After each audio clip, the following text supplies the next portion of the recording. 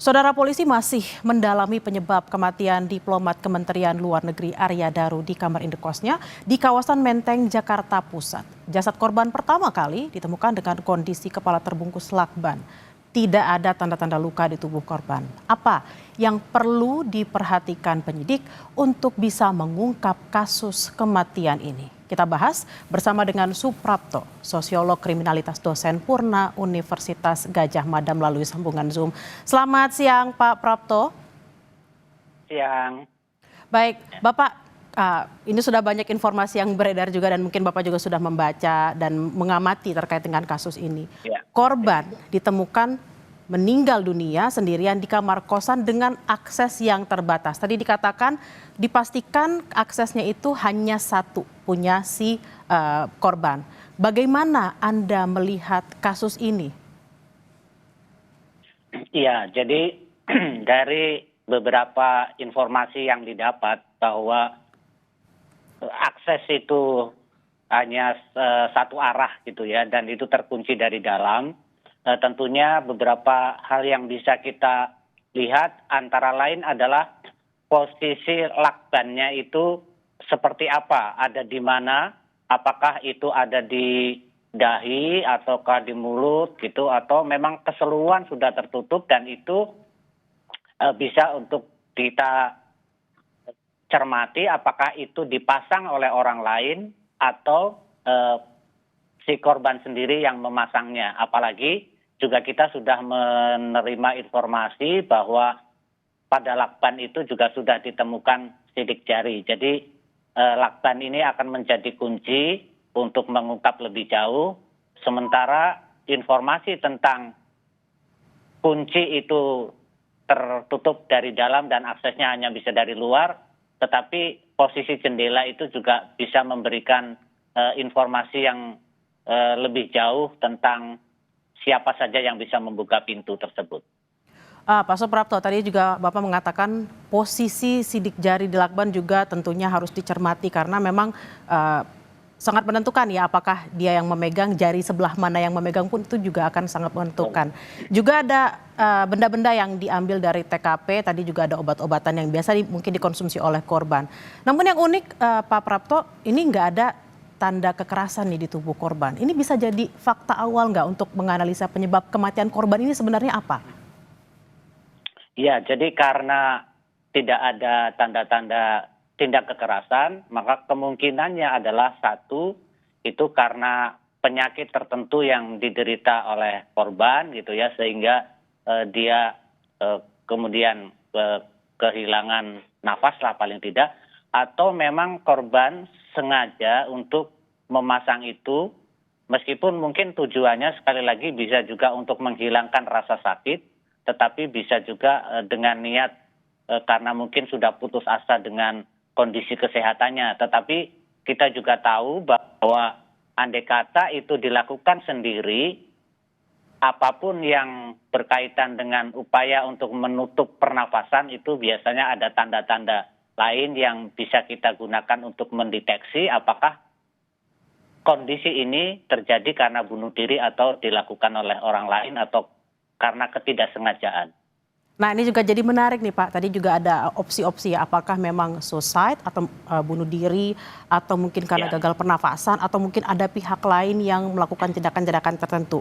Ada banyak CCTV, ada 4 dan posisinya strategis salah satunya itu mengarah ke kamar korban. Jika memang terjadi pembunuhan di sana sangat beresiko Pak, terutama aksesnya yang terlalu jelas sekali. Kira-kira jika memang ada dugaan pembunuhan, siapa pelakunya dan apa motifnya?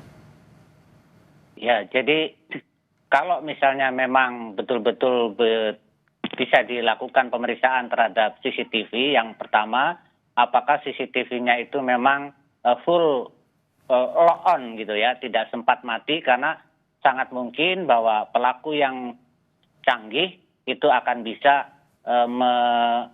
mengupayakan agar dia tidak terekam oleh CCTV gitu. Jadi ini juga perlu dicermati, tetapi kalau misalnya memang itu betul-betul teriyakini bahwa tidak ada orang lain yang masuk, maka tentunya sesuatu yang perlu didalami adalah apa yang terjadi di dalam kamar tersebut gitu. Pak Prapto, ini kalau kita membaca ada beberapa kronologi awal ya yang diceritakan terutama dari ceritanya istri dan juga penjaga kosan. Malam terakhir istri menghubungi itu kurang lebih di jam 9, lalu korban menyapa penjaga itu di jam 10 malam dan sempat mengambil makanan. Order makanan dan makan di tempat yang disediakan oleh kosan sekitar 10 hingga 10.30 lalu masuk ke kamar dan tidak terlihat lagi hingga ditemukan besok paginya. Possibility-nya di antara rentang waktu yang kalau bisa kita katakan cukup pendek nih antara terakhir terlihat hingga ditemukan meninggal dunia. Apa saja yang bisa dicermati dari kronologi singkat ini, Pak? Ya, mudah-mudahan ketika dilakukan otopsi itu juga bisa diyakini misalnya apakah tewasnya atau kematiannya itu disebabkan oleh makanan ataukah tidak. Kemudian juga mudah-mudahan bisa juga dicermati atau ditemukan apakah korban ini memang memiliki penyakit yang cukup serius gitu ya sehingga bisa memberikan serangan dalam waktu yang dekat atau apalagi kalau misalnya ditemukan obat-obatan yang mengindikasikan bahwa si korban ini sudah menderita sakit yang sudah cukup lama gitu. Nah, terkait dengan ada obat-obatan yang diambil oleh penyidik itu kalau tidak salah tadi ada obat untuk riwayat GERD dan juga kolesterol. Nah, untuk pemeriksaan terkait dengan apa yang dikonsumsi dan juga obat, apa saja yang harus diperiksa lapor, Pak, untuk kasus seperti ini yang kira-kira bakal bisa berujung pada kasus yang bisa lebih dibuka lagi? Ya, jadi kalau kita lihat tadi misalnya ada obat yang untuk GERD gitu ya, karena banyak di antara anggota masyarakat yang tidak paham bahwa GERD atau sederhananya saja juga misalnya asam lambung pun itu meskipun tidak selalu merupakan penyakit yang mematikan, tetapi ketika volumenya berlebih dan kemudian dia naik ke rongga dada atau menyerang diafragma sampai kemudian mendesak jantung, dulu kalau orang Jawa bilang ini terjadi apa yang disebut dengan angin duduk, itu bisa juga menjadi penyebab hilangnya nyawa seseorang karena gagal nafas ataupun juga karena kerja jantung terganggu. Baik, terima kasih atas diskusinya pada siang hari ini. Pak Suprapto, sosiolog kriminalitas, dosen Purna UGM, terima kasih atas penjelasannya. Selamat beraktivitas kembali, Bapak.